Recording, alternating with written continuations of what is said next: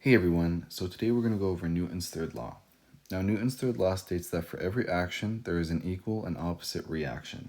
Now let me give you an example. Let's say you had someone who was skating. They were skating on ice, and let's say they had a ball. They had a ball in their hand and they were to throw the ball 200 newtons to the right.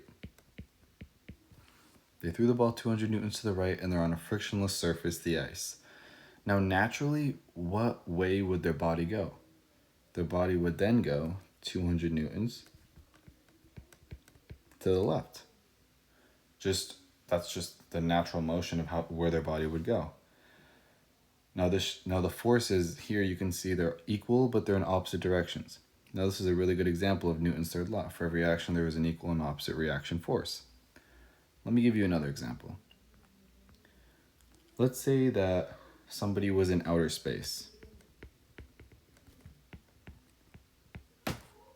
Somebody's in outer space and they want to go to the left. Let's say they want to go west and they have a ball in their hands. What way would they throw the ball naturally? Think about a rocket. If a rocket wants to go up, it's gonna emit a bunch of energy downwards. Now what way would they throw the ball if they wanted to go to the left? They would throw the ball to the right, and then their body would head left. If you want to go one way, you'd have to throw the ball in the other direction. Now this shows Newton's third law again. For every action, there is an equal and opposite reaction force. Now let's go over one final example. Let's say you have a balloon.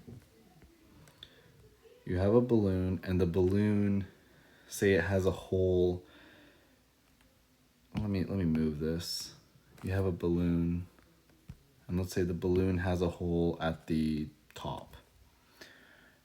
And a bunch of air goes out the top of the balloon. Which way is the balloon going to go? Or a bunch of gas goes at the top of the balloon. The balloon's going to head downwards, just like a rocket. A rocket emits energy downwards to head up. Same here. And these forces, although I drew the arrows at a different length, they are equal to the same force.